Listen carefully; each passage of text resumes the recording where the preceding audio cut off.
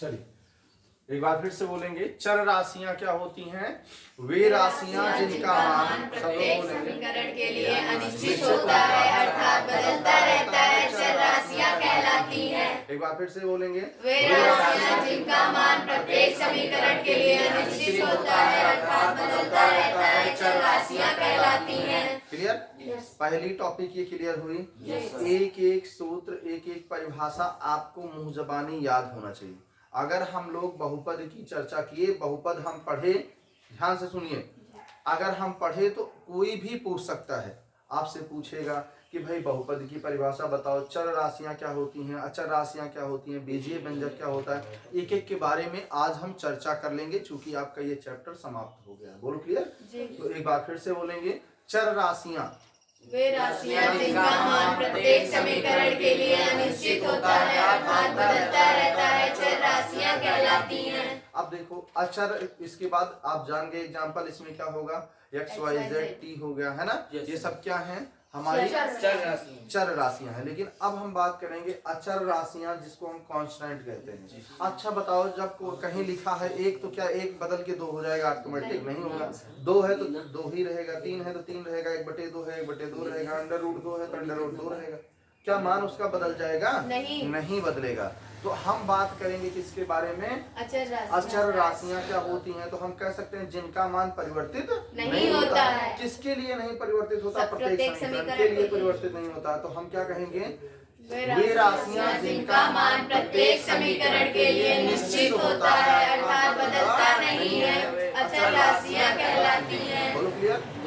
वे राशियां जिनका मान प्रत्येक समीकरण के लिए निश्चित होता है अर्थात बदलता नहीं है, अचर राशियां कहलाती हैं। अब इसके बाद हम बात करेंगे बीजीय व्यंजक की। देखो एक बार हम रिवीजन करा रहे हैं जिससे सबको याद हो जाए, ठीक है? बीजीय व्यंजक क्या होता है, ध्यान से सुनिएगा। अब यहाँ चर और अचर दोनों की बात करेगा, कहेगा उसका योग करो, अंतर करोगे, गुणा करोगे, भाग करोगे, तो हमको क्या प्राप्त होगा मेरे भैया? हमको बीजीय व्यंजक प्राप्त होगा। कैसे? ध्यान से सुनो। कुछ निश्चित चर व अचर राशियों के योग, अंतर, गुणन व भाजन से प्राप्त पद को बीजीय व्यंजक कहते हैं। कुछ निश्चित चर व अचर राशियों के योग, अंतर, गुणन व भाजन से प्राप्त पद को बीजीय व्यंजक कहते हैं। ठीक है?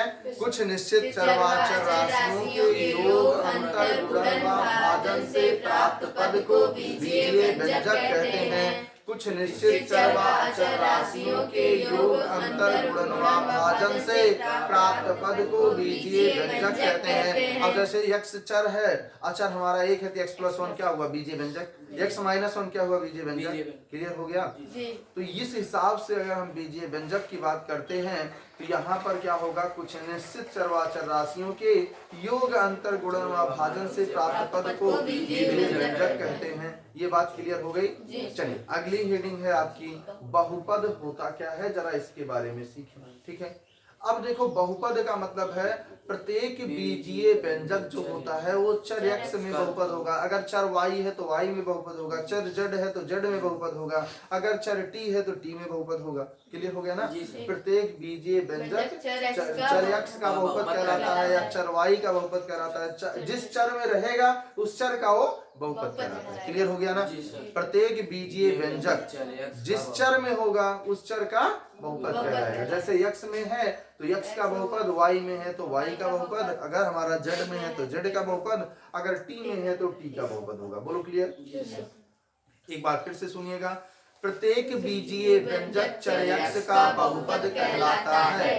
प्रत्येक बीजीय व्यंजक चर x का बहुपद कहलाता है। प्रत्येक बीजीय व्यंजक चर x का बहुपद कहलाता है। बोलो क्लियर? अब ध्यान से देखिएगा, ध्यान से सुनिएगा। अब अगर हम बात किए बहुपद की तो इसके बाद बहुपद की कुछ पहचान भी होगी। भाई बहुपद को हम पहचानने के लिए कोई जरूरत होगी। जैसे मान लो कोई बच्चा है तो वो अपने पापा का नाम बताएगा, गांव का नाम बताएगा, भैया का नाम बताएगा, दीदी का नाम बताएगा, तो किसी प्रकार से उसकी पहचान होगी। उसी प्रकार बहुपद को पहचानने के लिए 4 उसकी पहचान है। पहली पहचान कहता है कि पदों की संख्या सीमित होनी चाहिए, एक ही चर राशि होनी चाहिए, चर राशि का घातांक धनात्मक पूर्णांक होना चाहिए, चर राशि का गुणांक एक वास्तविक संख्या होना चाहिए। एक बार फिर से रिपीट करेंगे, पदों की संख्या सीमित होनी चाहिए, एक ही चर राशि होनी चाहिए, चर राशि का घातांक धनात्मक पूर्णांक होना चाहिए, चर राशि का गुणांक एक वास्तविक संख्या होना चाहिए। बोलो क्लियर है? जी। अब आगे हम बात करें, जी। आगे हम बात करेंगे तो बहुपद का व्यापक रूप होता क्या है। भाई बहुपद है, उसका व्यापक रूप क्या होगा, जरा उसके बारे में हम लोग अध्ययन करेंगे। तो बहुपद का व्यापक रूप क्या होता है, जरा ये बताएंगे। तो बहुपद को हम px से प्रदर्शित करते हैं। px बराबर a0 plus a1x plus a2x square plus a3x cube plus dot dot dot dot dot plus an x की पावर n, जहां a0 comma a1 comma a2 dot dot dot dot an वास्तविक संख्याएं हैं। दीदी आप बताएं ये बहुपद का व्यापक रूप। हाँ उठो बताओ। px बराबर a0 plus a1x plus a2x square plus dot dot dot plus n x की पावर n, जहाँ a0, a1, a2 dot dot dot an वास्तविक संख्याएं हैं। ठीक, बहुत बढ़िया, बैठ जाओ। अब इसके बाद हम बात करेंगे कि बहुपद का मानक रूप क्या होता है। एक होता है व्यापक रूप, एक होता है मानक रूप। मानक रूप कहता है बहुपदों को आरोही या अवरोही क्रम में व्यवस्थित करना बहुपद का मानक रूप कहलाता है। आरोही क्रम मतलब जैसे घात सबसे बड़ी हो ना, तो अवरोही क्रम होगा, सबसे बड़ी वाली पहले रखेंगे, फिर उससे उससे है ना घटते क्रम में कर देंगे। अगर बढ़ते क्रम में करना है, सबसे पहले कांस्टेंट अचर लिखेंगे, फिर उसके बाद एक चर वाला बहुपद ना जिसकी घात 1 हो, फिर 2 वाले को, फिर 3 को, 4 को, ऐसे लिखेंगे। फिर वो क्या होगा हमारा, उसका मानक रूप हो जाएगा। क्लियर हो गया? जैसे मान लो 2x प्लस 5 है, ये आरोही क्रम है, पहले x की घात 1 है तब 0 हो रही है। अब अगर हम उसी को लिखे 5 प्लस 2x, तो ये क्या हो गया, आरोही क्रम। ये आरोही क्रम हो गया। देखो जैसे 5 प्लस 2x लिखे तो अब घात बढ़ गई ना, 0 से 1 हो गई, तो फिर क्या है, आरोही क्रम है। अगर 2x प्लस 5 है तो अवरोही क्रम है। क्लियर हो गया? और इसी को चाहे आरोही में लिखो चाहे अवरोही में लिखो, वही उसका मानक रूप कहलाता है। बोलो क्लियर है? तो हम क्या कहेंगे कि बहुपदों को आरोही या अवरोही क्रम में व्यवस्थित करना बहुपद का मानक रूप कहलाता है। बहुपदों को आरोही या अवरोही क्रम में व्यवस्थित करना बहुपद का मानक रूप कहलाता है। बहुपदों को आरोही या अवरोही क्रम में व्यवस्थित करना बहुपदों का मानक रूप कहलाता है। बहुपदों को आरोही या अवरोही क्रम में व्यवस्थित करना बहुपदों का मानक रूप कहलाता है। बहुपदों को आरोही या अवरोही क्रम में व्यवस्थित करना बहुपदों का मानक रूप कहलाता है। बहुपदों को आरोही या अवरोही क्रम में व्यवस्थित करना बहुपदों का मानक रूप कहलाता है। बोलो क्लियर? जी सर। कोई डाउट है? No sir. चले हम लोग आगे। अब यस सर। ध्यान से देखिएगा, ध्यान से सुनिएगा, जो आगे की कहानी है उसको समझिए।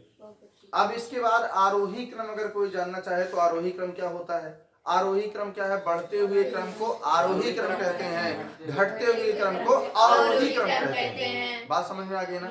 अगर हम पेड़ पर चढ़ रहे हो तो क्या होगा, वो आरोही क्रम है। अगर नीचे उतर रहे हैं पेड़ से, अवरोही क्रम है। क्लियर हो गया ना? सीढ़ी द्वारा हम क्या करते हैं, छत पर जाते हैं तो हमारा आरोही क्रम है। अगर वही प्रक्रिया हम क्या करते हैं, छत से नीचे आते हैं सीढ़ी से, तो क्या होगा, वो अवरोही क्रम होगा। बोलो क्लियर है?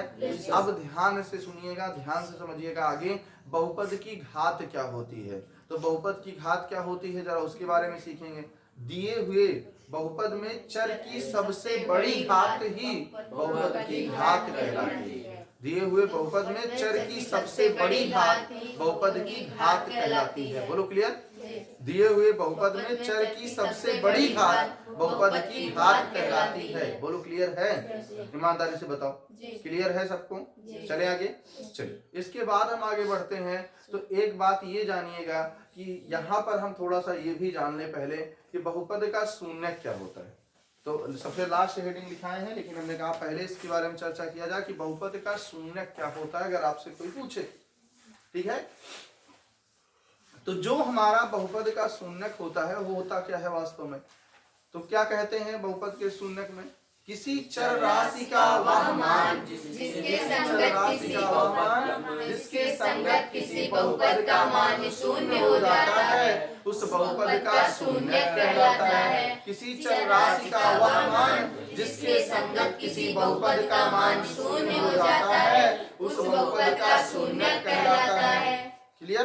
किसी चर राशि का वह मान जिसके संगत किसी बहुपद का मान शून्य हो जाता है उस बहुपद का शून्य कहलाता है। किसी चर राशि का वह मान जिसके संगत किसी बहुपद का मान शून्य हो जाता है उस बहुपद का शून्य कहलाता है। बोलो क्लियर? सबको शून्य पता चल गया। अब हम आगे बात करेंगे यहीं पर बहुपद के प्रकार में सबसे पहला जो है हमारा शून्य बहुपद है। क्या है? शून्य बहुपद। तो हम इसमें 3 परिभाषा बताए थे, लेकिन एकदम आसान सी परिभाषा है। ऐसा बहुपद जिसमें पदों की संख्या शून्य होती है या कोई पद नहीं होता है, शून्य बहुपद कहलाता है। ऐसा बहुपद जिसमें कोई पद नहीं होता है या जिसमें पदों की संख्या शून्य होती है, शून्य बहुपद कहलाता है। बोलो क्लियर? शून्य बहुपद की घात परिभाषित नहीं है। शून्य बहुपद का मान शून्य होता है। शून्य बहुपद का मान कितना होता है? शून्य होता है। ये बात क्लियर है? जी। चले आगे। आगे सुनिएगा ध्यान से। आगे हम बात करते हैं तो अचर बहुपद क्या होता है?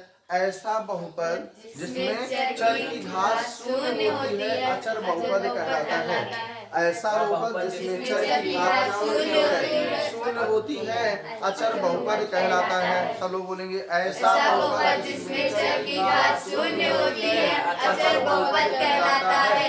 ऐसा बहुपद जिसमें चर की घात शून्य होती है अचर बहुपद कहलाता है। ऐसा बहुपद जिसमें चर की घात शून्य होती है, अचर बहुपद कहलाता है। बोलो क्लियर? चलिए इसके बाद बात करेंगे हम अचर बहुपद। जैसे एग्जाम्पल की बात करें, जैसे 5 हो गया, 4 हो गया, 3 हो गया, ये सब जिसके साथ चर की घात क्या हो? शून्य हो, जिसमें वही हमारा क्या है? अचर बहुपद है। बोलो क्लियर? अब आगे देखो, अगर हम आगे बात करते हैं इसी क्रम में तो हम बात करेंगे एक पदीय बहुपद की। तो एक पदीय का मतलब होता है, देखो एक शब्द आया, इसका मतलब एक पदीय का मतलब एक पद हो। तो कोई ऐसा बहुपद होगा जिसमें केवल एक पद होगा, एक पदीय बहुपद कहलाता है। तो हम क्या कहेंगे? ऐसा बहुपद जिसमें पदों जिसमें केवल एक पद होता है, एक पदीय बहुपद कहलाता है। ऐसा बहुपद जिसमें पदों की संख्या एक होती है, एक पदीय बहुपद कहलाता है। बोलो क्लियर? ऐसा बहुपद जिसमें पदों की संख्या एक होती है, एक पदीय बहुपद कहलाता है। ऐसा बहुपद जिसमें पदों की संख्या एक होती है, एक पदीय बहुपद कहलाता है। बोलो क्लियर? अब इसके बाद बात करेंगे द्विपदीय बहुपद की। किसकी बात करेंगे? द्विपदीय बहुपद। ऐसा बहुपद जिसमें पदों की संख्या 2 होती है, द्विपदीय बहुपद कहलाता है। ऐसा बहुपद जिसमें पदों की संख्या 2 होती है, द्विपदीय बहुपद कहलाता है। अब एक बात ध्यान से समझो, द्विपदीय का मतलब जैसे 2x + 5, 5x³ + 4, ये सब क्या है? द्विपदीय है, 2 पद हैं। अगर हम बात किए थे एक पदीय में, जैसे 5x, 3x³, x⁴, ये भी क्या है? एक पदीय है। चाहे 100 घात है उससे मतलब नहीं है, तो एक पदीय ना। क्लियर है? तो अगर कभी कह दे कि 100 घात वाला एक पदीय बहुपद लिखिए तो आप बता देंगे x⁴। बोलो क्लियर? समझ में आया? चलिए अब आगे बताएं हम आपको। आगे ध्यान से सुनिएगा। अगर हम बात करते हैं आगे तो त्रिपदीय बहुपद की, तो इसमें त्रिपदीय का मतलब ऐसा कोई बहुपद जिसमें 3 पद होता है, त्रिपदीय बहुपद कहलाता है। ठीक है? ऐसा बहुपद जिसमें पदों की संख्या 3 होती है, त्रिपदीय बहुपद कहलाता है। ऐसा बहुपद जिसमें पदों की संख्या 3 होती है, त्रिपदीय बहुपद कहलाता है। जैसे 2x² + 5x + 6, 2x² - 3x + 5, ये सब क्या है? त्रिपदीय बहुपद। क्लियर हो गया? अब ध्यान से आगे सुनिएगा, आगे समझिएगा। अब इसी क्रम में आगे बढ़ेंगे तो हम पढ़ेंगे क्या? रैखिक बहुपद। रैखिक बहुपद क्या होता है? ऐसा बहुपद जिसमें चर की घात 1 होती है। ऐसा बहुपद जिसमें चर की घात 1 होती है, रैखिक बहुपद कहलाता है। ऐसा बहुपद जिसमें चर की घात 1 होती है, रैखिक बहुपद कहलाता है। इसका व्यापक रूप या मानक रूप की बात करेंगे तो क्या होगा? ax + b, a ≠ 0, जहाँ a व b वास्तविक संख्याएं हैं। क्लियर हो गया? जी सर। हम क्या कहेंगे ax plus B comma A not equal to 0 जहाँ a व b वास्तविक संख्याएं हैं। क्लियर हो गया? जी। अब ध्यान से देखो आगे। तो हमने बात की कि यहाँ पर किसकी बात की है? रैखिक बहुपद की। तो हम व्यापक रूप की बात करेंगे तो ax plus B comma A not equal to 0 जहाँ a व b वास्तविक संख्याएं हैं। अगर हम बात करेंगे चर y में तो ay plus B comma A not equal to 0 जहाँ a व b वास्तविक संख्याएं हैं। क्लियर है इतना? जी। चलिए आगे चलते हैं हम लोग। द्विघातीय बहुपद क्या होता है? ऐसा बहुपद जिसमें पदों की संख्या होती है, चर की घात 2 होती है, द्विघातीय बहुपद कहलाता है। ऐसा बहुपद जिसमें चर की घात 2 होती है, द्विघातीय बहुपद कहलाता है। व्यापक रूप की बात करेंगे तो क्या हो जाएगा? हमारा आपको पता है ax square plus bx plus c comma not equal to 0 जहाँ a कामा b व c वास्तविक संख्याएं हैं। जहाँ a कामा b व c वास्तविक संख्याएं हैं। बोलो क्लियर? जी। अब ध्यान से देखिएगा दूसरे की बात करेंगे तो यहाँ पर हम अगला है त्रिघातीय बहुपद। ऐसा बहुपद जिसमें चर की घात 3 होती है, त्रिघातीय बहुपद कहलाता है। ऐसा बहुपद जिसमें चर की घात 3 होती है, त्रिघातीय बहुपद कहलाता है। ऐसा बहुपद जिसमें चर की घात 3 होती है, त्रिघातीय बहुपद कहलाता है। बोलो क्लियर? अब ध्यान से सुनो कि त्रिघातीय बहुपद में क्या मानक रूप क्या होगा? ax cube plus bx square plus cx plus d comma a not equal to 0 जहाँ a comma b comma c व d वास्तविक संख्याएं हैं। ठीक है? ax cube plus bx square plus cx plus d comma a not equal to 0 जहाँ a comma b comma c व d वास्तविक संख्याएं हैं। बोलो क्लियर है? हाँ या ना में जवाब दीजिए। क्लियर है कि नहीं? हाँ। आगे चले हम लोग। अब ध्यान से सुनिएगा आगे, ठीक है ना? हम आगे बढ़ते हैं और इसी क्रम में आगे बढ़ते हुए ध्यान देंगे। तो अगला है, यहाँ हम बात कर लिए किसकी बात की हम लोग? त्रिघातीय बहुपद के बाद चतुर्घातीय बहुपद। ऐसा बहुपद जिसमें चर की घात क्या होती है? हमारी क्या होती है? 4 होती है। चतुर्घातीय बहुपद कहलाता है। इसका व्यापक रूप क्या हो जाएगा? ax की power 4 plus bx cube plus cx square plus dx plus e comma A not equal to 0 जहाँ a comma b comma c comma d व e वास्तविक संख्याएं हैं। ईमानदारी बताओ, समझ में आ गया यहाँ तक? चले हम लोग आगे। अब हम लोग सीखेंगे अगर हमारा द्विघात बहुपद है तो उसके शून्यकों का योगफल बराबर होता है माइनस x का गुणांक बटे x स्क्वायर का गुणांक। अगर हम बात करेंगे शून्यकों का गुणनफल की तो अल्फा इंटू बीटा बराबर क्या होता है? अचर पद बटे x स्क्वायर का गुणांक। बोलो क्लियर? अगर हम बात करेंगे त्रिघातीय बहुपद में शून्यकों का योगफल की बात करेंगे, alpha plus beta plus gamma की बात करेंगे तो वहां पर हमको क्या मिलेगा? माइनस एक्स स्क्वायर का गुणांक बटे एक्स क्यूब का गुणांक। अगर हम बात करेंगे दो शून्यकों के गुणनफल का योगफल alpha beta plus beta gamma plus gamma alpha बराबर तो हो जाएगा एक्स का गुणांक बटे एक्स क्यूब का गुणांक। अगर हम बात करेंगे शून्यकों का गुणनफल अल्फा बीटा गामा बराबर तो हो जाएगा माइनस अचर पद बटे एक्स क्यूब का गुणांक। अब इसके बाद बचता है जब शून्यक अल्फा व बीटा दिए हों तो तब द्विघात बहुपद ज्ञात करने का सूत्र px बराबर हो जाएगा x square minus alpha plus beta मतलब शून्यकों का योगफल इंटू एक्स प्लस शून्यकों का गुणनफल। बोलो क्लियर?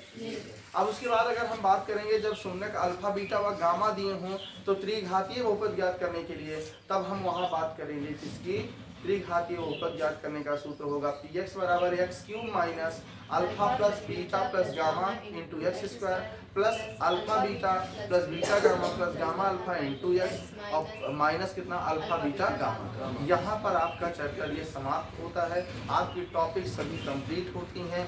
बस इसके बाद आपको क्या ध्यान देना है कि अभी जो विविध प्रश्नावली में कुछ सवाल हैं उनको 4-5 सवाल लगा लेना है, बाकी उसके बाद बहुविकल्पीय सवाल जितने हैं ना प्रश्न कंप्लीट कर लेंगे। उसके बाद हम लोगों को इसका क्या होगा? बहुपद का केवल टेस्ट होगा। आपका एक अलग पेपर बनेगा और आपका पेपर बनेगा और पेपर उसी पेपर से आपका टेस्ट होगा पहले चैप्टर का, एक चैप्टर का। ठीक है? अब इसके बाद आपको पढ़ाया जाएगा जो आपका ये चैप्टर समाप्त होगा तो उसके बाद आपको पहला चैप्टर वास्तविक संख्याएं पढ़ाएंगे। क्या पढ़ाएंगे? क्लियर हो गया ना? तो एक तरफ से हम धीरे धीरे चलेंगे और अच्छे से सीखेंगे। ठीक है? 3 दिन रंजीत भैया पढ़ाएंगे, रंजीत गुरुजी पढ़ाएंगे आपको। ठीक है? और उसके बाद 3 दिन हम पढ़ाएंगे आपको। ठीक है ना? और रविवार को इंग्लिश चलेगी और अगर रवि सर हैं तो क्या पढ़ाएंगे? आपको इंग्लिश पढ़ाएंगे रेगुलर। ठीक है ना? समझ बात आ गई ना? तो इसलिए आप लोग बिल्कुल चिंता नहीं करेंगे, एक एक सब्जेक्ट अपने यहाँ सब कुछ चलेगा, बशर्ते मन लगाकर आप लोगों को पढ़ना है। बोलो क्लियर है? तो सब लोग मन लगा के काम करेंगे, लापरवाही बिल्कुल नहीं करेंगे, ठीक है? तो आज की क्लास हम लोग यहीं स्थगित करते हैं। बहुत बहुत धन्यवाद।